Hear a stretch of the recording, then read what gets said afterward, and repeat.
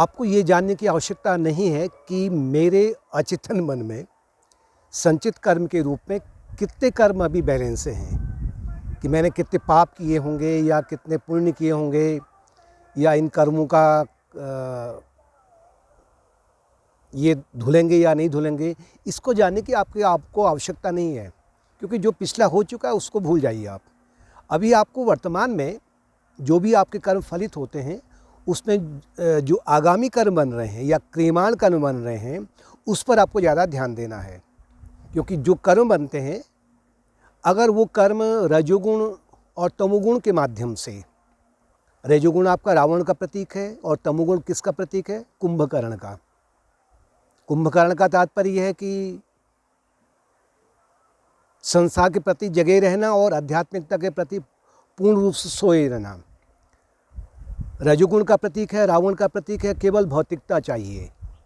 इनके माध्यम से जो कर्म बनते हैं वो बनते हैं क्लिष्ट वृत्तियाँ के रूप में, यानी कि अविद्या, अस्मिता, राग, द्वेष और अभिनिवेश। मैं शरीर ही हूँ और कुछ नहीं हूँ। इसके माध्यम से मैं शरीर हूँ, I am this physical body, और फिर उससे जो राग और द्वेष उत्पन्न होते हैं और फिर उससे जो अभिनिवेश, मृत्यु का भय उत्पन्न होता है, इन पंचक्लेशों के माध्यम से जो कर्म बनते हैं उससे कहते हैं क्लिष्ट वृत्तियाँ। आपको इन क्लिष्ट वृत्तियों को अक्लिष्ट वृत्तियों में परिवर्तित करना है। इनसे जो ये पंचक्लेशों से जो कर्म बन रहे हैं, ये 5 प्रकार से आपके अचेतन मन में विद्यमान रहते हैं, अलग अलग स्थिति में। यानी कि बच्चों में है कैसा है, योगी में कैसा है, सांसारिक व्यक्ति में कैसा है। जो पहला है उसकी ये जो क्लेश हैं ये रहते हैं प्रसुप्त अवस्था में, यानी कि बच्चे में। जो अभी छोटा बच्चा है उसमें क्लेश तो हैं, कर्म तो हैं, लेकिन अभी वो बीज, जैसे कि बीज जमीन के भीतर में अभी छुपे हुए हैं, तो इसी तरीके से वो डोरमेंट हैं, प्रसुप्त हैं। और आने वाले समय में जब वो बड़ा होगा तो ये बीज धीरे धीरे उत्पन्न, इनमें स्प्राउटिंग होगी, अंकुरण होगा, तो फिर ये कर्म का रूप ले लेंगे। दूसरा है तनु।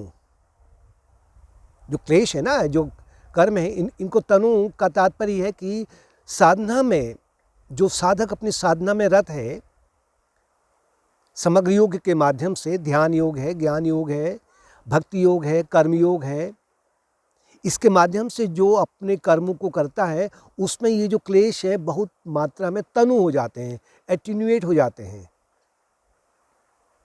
तीसरा है विच्छिन्न।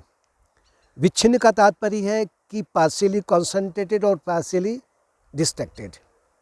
सामान्यतया संसार में इसी श्रेणी में आते हैं हम, यानी कि ये लोग थोड़ा सा उन्नत कहलाते हैं समाज में।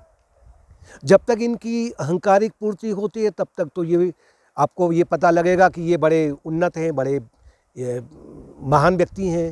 लेकिन जैसे ही इनकी कहीं कोई अहंकारिक पूर्ति में बाधा आ जाती है तो उसमें बाधा आने पर ही ये तुरंत जो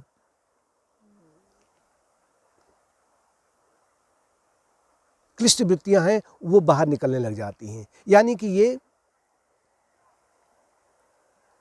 फिर रजोगुण साथ में तमोगुण के माध्यम से फिर ये कर्म में लिप्त हो जाते हैं। चौथा है उदार। उदार का मतलब एक्सपेंडेड फॉर्म, यानी कि ऐसे लोगों में जो अशुभ वृत्तियां हैं उनके प्रति ये तुरंत, इनको जैसे कि चिंगारी मिल जाएगी तो तुरंत आग में परिवर्तित हो जाता है।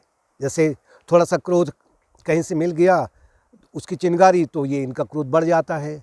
लोभ की चिंगारी मिल गई तो वो बढ़ जाता है, आग लग जाती है। यानी कि जो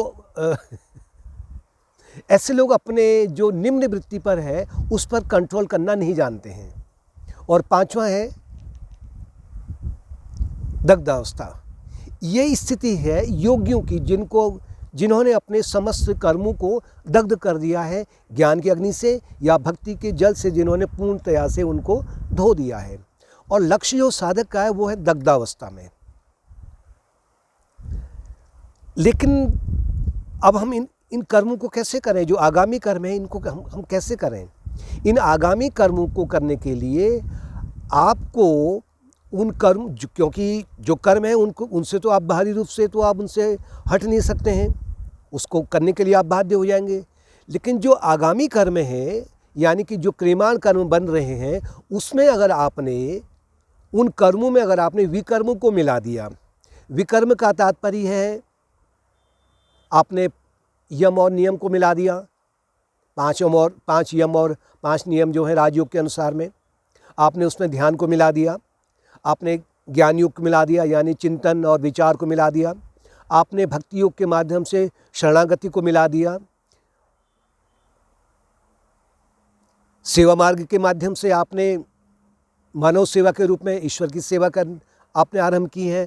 तो उस समय में क्या होता है कि जो आपके आगामी कर्म हैं, वो आगामी कर्म अब आपके लिए क्लिष्ट वृत्तियाँ नहीं बनती हैं, यानी कि वो रजोगुण और तमोगुण के आधार पर पुनर्जन्म के लिए फिर वो आपके लिए मार्ग को नहीं खोलती भाई, यानी कि रोक देती हैं। और आप अचेतन मन की गहराई में निरंतर आपके शुभ निष्काम्य शुभ कर्म ही एकत्र होते रहते हैं। इस तरह से अगर आप कार्य करते हैं तो जो कर्म है उन कर्मों में अगर आप विकर्म को मिला दें, विकर्म का तात्पर्य वही कि साधना मार्ग को अपनाना अपने अनुसार में, विकर्म को मिला देते हैं तो फिर आपके फिर कर्म नहीं बनते हैं, यानी कि कर्म नहीं बनते हैं का तात्पर्य है कि वो कर्म अब आपके अगले जन्म के लिए उत्तरदायी नहीं होते हैं। इसी तरीके से ये जो प्रक्रिया है धीरे धीरे आप इसको अपनाते हैं तो आपके अचेतन मन में जो संचित कर्म है उसमें फिर इस प्रकार से जो क्लिष्ट वृत्तियाँ हैं इनके बदले अक्लिष्ट वृत्तियाँ बन जाती हैं, नॉन पेनफुल एफ्लिक्शंस, और फिर वो आपके जीवन को सरल बनाने लग जाते हैं। और ये प्रक्रिया धीरे धीरे जैसे जैसे आप आगे को बढ़ाएंगे तो उसी के अनुसार में आपको समझ आ जाएगा कि मुझे किस प्रकार के कर्म करने हैं, किस प्रकार के कर्म नहीं करने हैं। लेकिन बाहरी रूप से आपसे अपने कर्म को, जो पहले भी बोला था अभी, कि बाहरी रूप से आप अपने कर्मों को रोक नहीं सकते हैं। उसमें आपकी जो मानसिकता है वो क्या लग रही है, विकर्म में जो विकर्म है, अगर उस जो आगामी कर्म है उसमें अगर आप विकर्म को मिला देते हैं तो फिर आपका जो बाहरी रूप से कार्य करने का जो तरीका है वो बदल जाता है, यानी कि उसमें जो मानसिकता है उसमें आपकी शुभ मानसिकता बन जाती है और इस तरह से आपका जीवन फिर धीरे धीरे निर्मल होने लग जाता है, जिससे कि आपका जो जीवन है फिर मोक्ष मार्ग की ओर धीरे धीरे प्रशस्त हो जाता है। जल्दीबाजी नहीं करनी है कि तुरंत फुरत की ओवरनाइट डेवलपमेंट हो जाएगा, एक दिन में हो जाएगा, साल भर में हो जाएगा। ये निरंतर आप इसको करते रहिए और बाहरी परिस्थितियाँ हैं उनका सामना करते हुए कैसे सामना करना है उनको देखिए। अगर ऐसा करेंगे तो आपका जीवन स्वाभाविक है, आपका जीवन मोक्ष मार्ग की ओर बढ़ने लगेगा।